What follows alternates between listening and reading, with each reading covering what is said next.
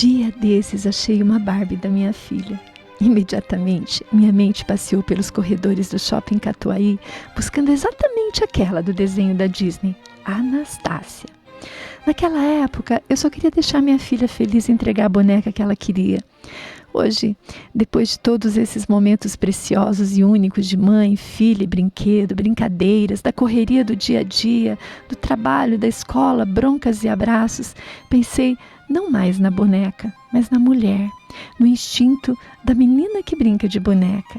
Lembrei das minhas próprias bonecas, uma espiga de milho que parecia ter cabelo e da maravilha de ganhar uma boneca de plástico que chorava ao ser abaixada e levantada, abrindo e fechando os olhos. Lembrei também da bebê moranguinho, que ganhei já moça dos meus pais como consolo por todas as bonecas que não tive.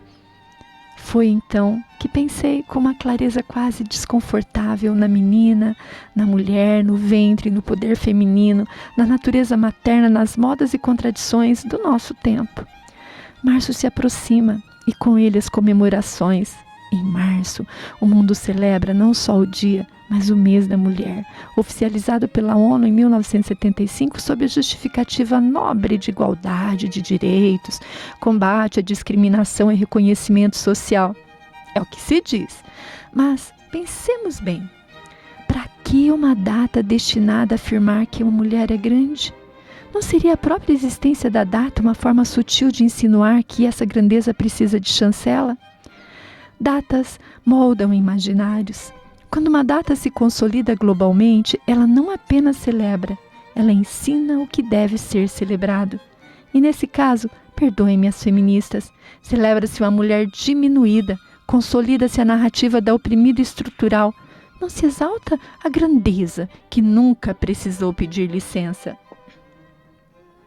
Como uma mulher pode ser fortalecida por um discurso que a apresenta como eterna vítima?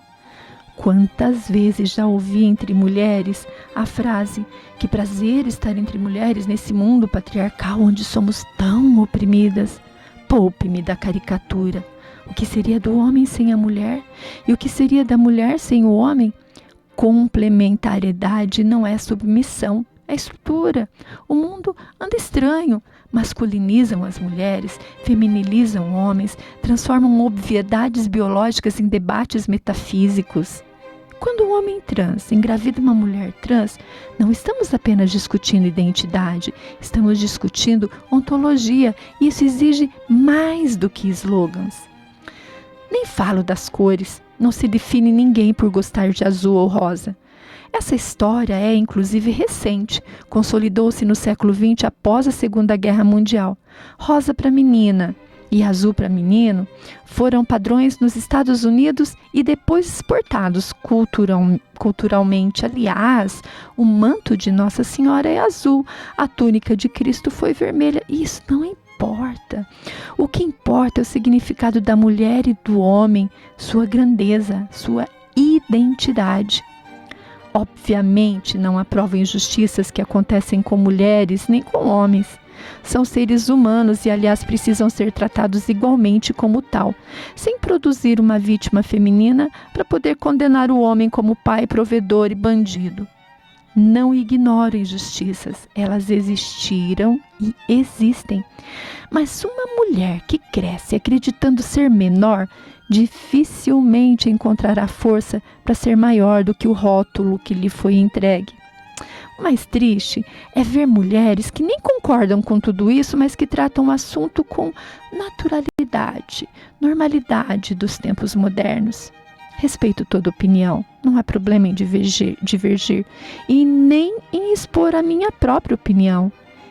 Aliás, respeito não tem sexo, tem sabor de humanidade, de homem e de mulher, ambos criados à imagem e semelhança de Deus.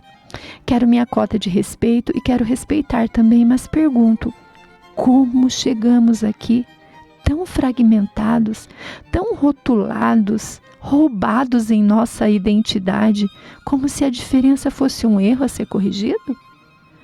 A moda da Barbie teve um gatilho. um filme infantil que despertou desejo, consumo e histórias, e revela já na infância que escolhas podem ser induzidas ou moldadas.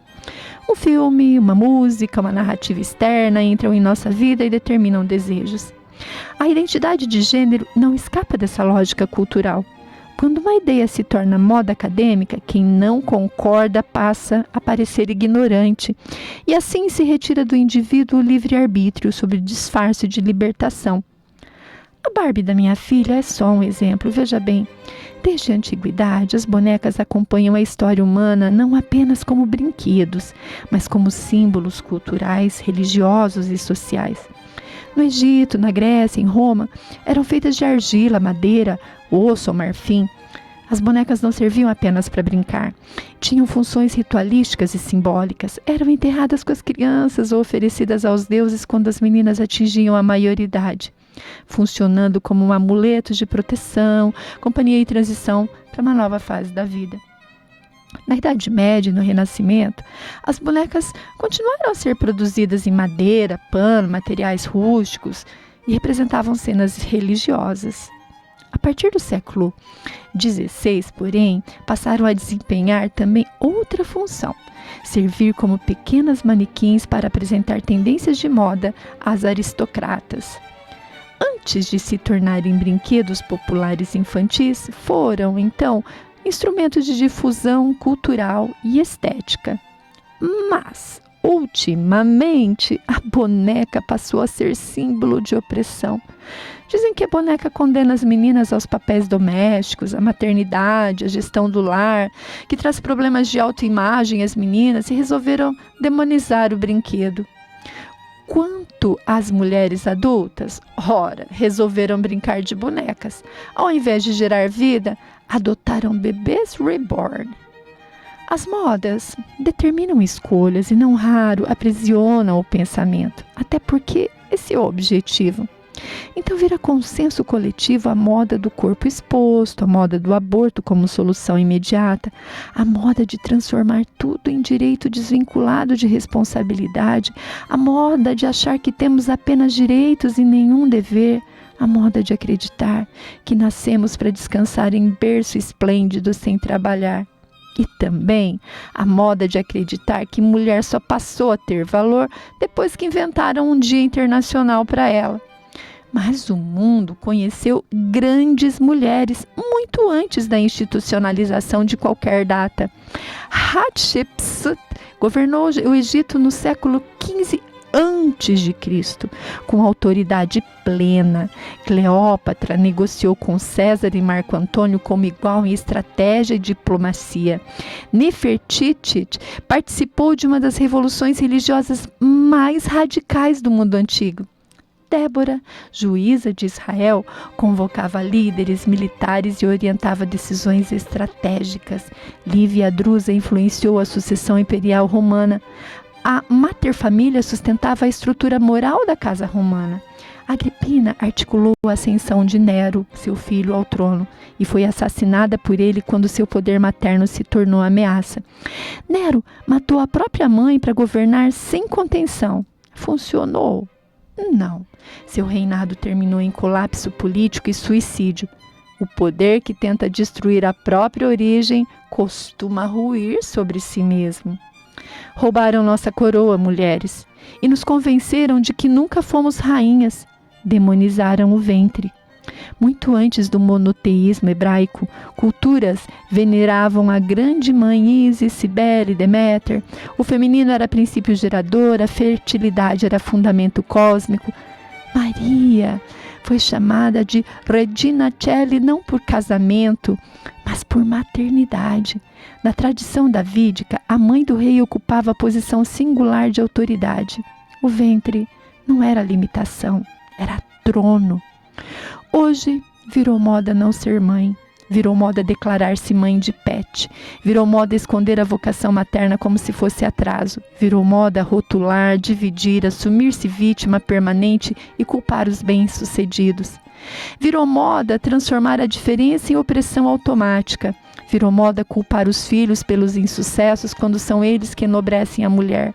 Virou moda enxergar o mundo por pautas, não por verdades. Sim, eu sei. O leitor já quer me cancelar. Não me importo. Respeito sua posição, mas respeito ainda mais minha liberdade de pensar. Meu livre-arbítrio é como propriedade privada. Você não tem o direito de invadir. Mas antes do julgamento, pense. Durante séculos, homem e mulher foram compreendidos como distintos e complementares, não idênticos, não intercambiáveis, complementares. Diga-me, por favor, nunca sonhou em caminhar de mãos dadas com seu amor, sendo simplesmente homem e mulher? Nunca pensou em uma vida sendo gerada em seu ventre ou crescendo no ventre de sua mulher? Pense nas heroínas da literatura, Penélope, Julieta, Emma Bovary, Ana Karenina, Sherazade. Pense em Maria de Nazaré, na Rainha Vitória, em Cici. Como as imagina? Fragilizadas ou centrais? A mudança de eixo cultural não é superficial e antropológica. O fundamento da dignidade está sendo redefinido. Ainda podemos resgatar homens e mulheres fortes, biologicamente, moralmente e espiritualmente. A frase de Simone de Beauvoir, não se nasce mulher, torna-se, ultrapassou o campo acadêmico, infiltrou-se na educação, na legislação, na linguagem, na estética, na cultura. Ideias não ficam no papel, moldam universidades, mentalidades e o ventre das meninas. Antes da ONU, antes das teorias críticas, antes das campanhas globais, havia algo amplamente reconhecido: a mulher como matriz da vida. A modernidade não retirou o poder da mulher, apenas redefiniu onde deveria estar. Tirou-o do centro formador da vida e o transferiu para o mercado.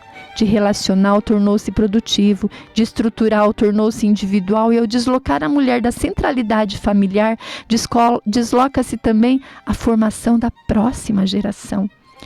O verdadeiro embate não é sobre datas, é sobre slogans, não é sobre mercado, é antropológico, é civilizacional.